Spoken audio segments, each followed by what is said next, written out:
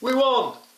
Hello! Welcome to another beer review, and this one is a little bit special because I'm not just doing one beer, I'm not just doing two beers, I'm doing three beers, and all from the same brewery.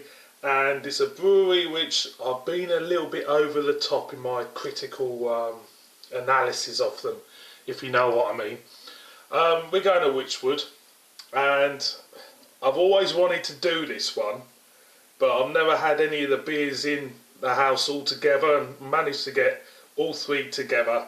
And I've reviewed every one, so if you want to check out my reviews, just have a look down my list on my channel and that, and you see them. But this is more or less a comparison between the three of them, because they are, well, marketed as part of the same family, if you know what I mean.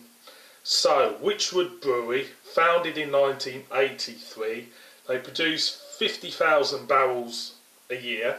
I thought they produced more. Obviously owned by Marston's. There's old lights eating into my head there.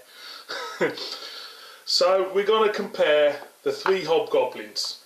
We have got, they're on the back side, so yeah. We have got Hobgoblin Original, 5.2%. Lovely jubbly, boys and girls. And there's the back, there's the front, and there's Mr. Goblin. There is the back. Big promotional feature on these bottles at the time. Now this is their flagship beer, and believe you me, boys and girls, if Wychwood didn't produce Hobgoblin, Marston's wouldn't have bought them. This is the 5th best-selling beer in the UK, which is surprising because I thought it would be more or less number one or number two, because I've seen, you know, the way it's advertised and really kind of like out there in every shop as well. You would have thought that this one would be number one, but according to the internet, it's the 5th biggest selling beer. It's got Fuggles and Styrians in, and it was originally brewed at 6%. I think it's been mucked about a bit in its strength over the years. Well, the second one is the King Goblin. There you go, boys and girls, lovely jubbly, 6.6% ABV. Available in Asda, I think, and Tesco's. There's the back side. And this is primarily a more flavoursome, marketed as a more special edition of Hobgoblin, a more mature edition of Hobgoblin, or a Hobgoblin with exceedingly larger testicles than the normal Hobgoblin, if you know what I mean. Right, this has got Fuggles and Styrians in, same as the Hobgoblin, but they've added Cascade and Sovereign on this, so obviously to, you know, make the difference. If you see, I'm not a brewer, so I can't, you know, say to you boys and girls out there why they've added it, but they needed to add it to make that beer. So the third one is Hobgoblin Gold. There you go, boys and girls, there's Hobgoblin Gold, and I've got a feeling it's gonna be the runt of the litter. 4.5% ABV. This has got, actually, it's got 2 US hops in, the City and Summit, also the UK hop Pilgrim, and the New Zealand hop Nelson Salvin. Murder me in the comments if I've absolutely pronounced that completely wrong. So here we go, boys and girls, this is it. This is the comparison I've been waiting to do. Right, just open the Hobgoblin, just open the King Goblin, open the Gold Hobgoblin, and as you can see, I'm nearly close to getting 3 t-shirts. There is the gold and normal Hobgoblin crowns. There is the King Goblin crown. Right, let's see what we get off the noses. So, quite a pronounced malt there from the Hobgoblin. Maybe a hint of caramel, maybe a hint of almond even. King Goblin, same characteristics, but it's a little bit more concentrated. It's more or less, funnily enough, They're more or less identical, but this has got a little bit more richness to the aroma from the neck. So we go for the Gold Hobgoblin. Nothing like the other two whatsoever. It's very piney, fruity even. So, as we say, needs to have got more in common than that one at the moment. So let's pull out the Hobgoblin, and I will pick a winner. So there is the Hobgoblin there. Let's pull out the King Goblin.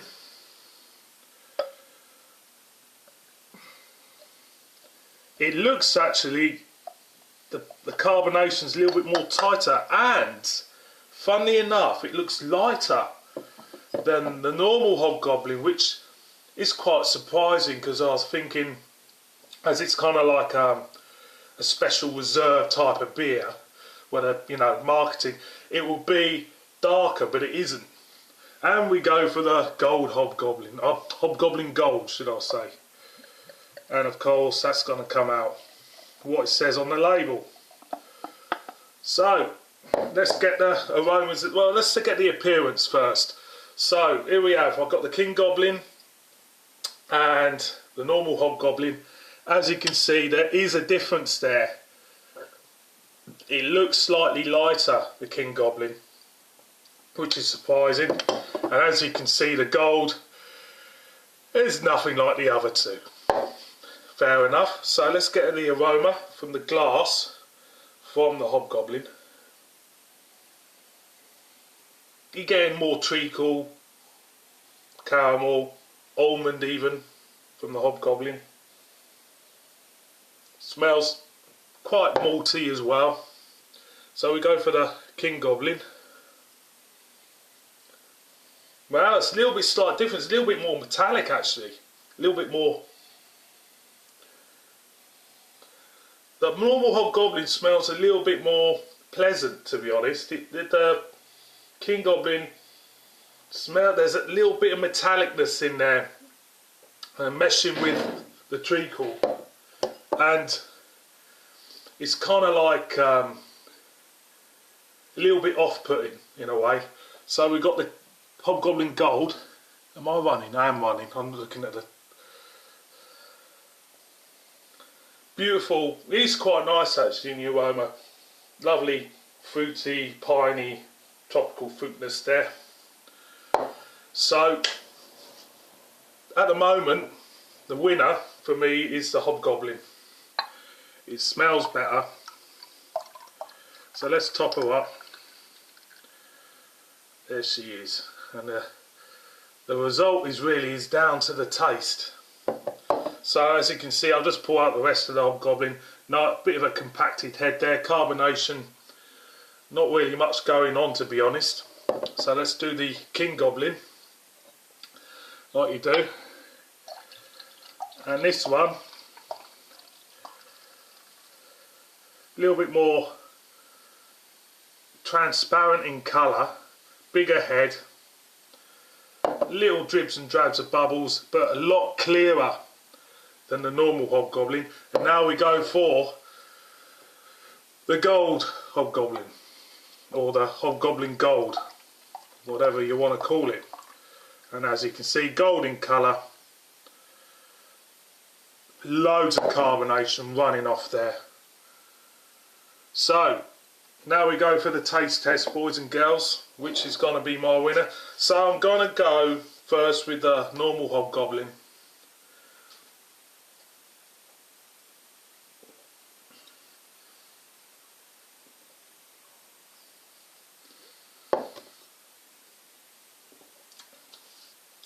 Quite a bit of carbonation on the tongue. Nice almond type of thing, nutty even.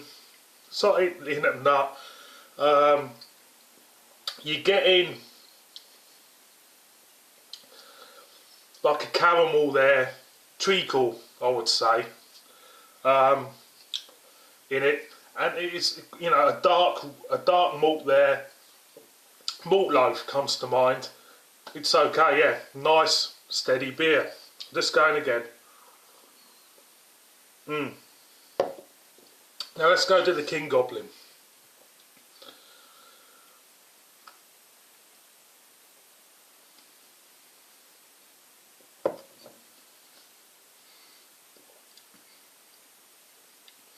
You do feel presence of more alcohol from the King Goblin.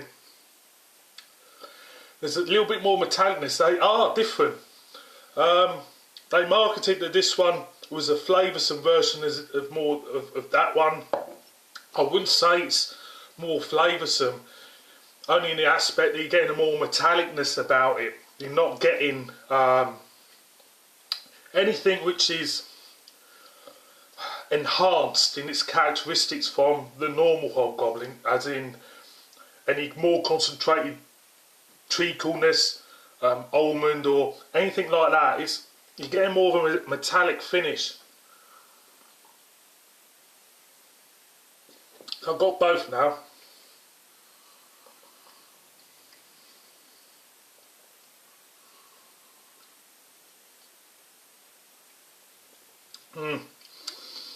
There's more of a metallicness to that. I don't know about that. So let's go on to the Hobgoblin Gold.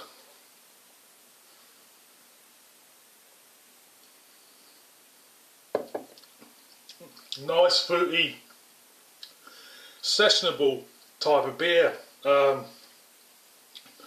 Is a little bit thin, maybe it's because I've had the stronger King Goblin in the middle, but it's rather quaffable. Now I'm going to pick a winner out of these. Well, I'll do it in reverse order. At the moment, just go through one more time, sorry about this. Oh, how many minutes am I in? I'm looking, 12 minutes in.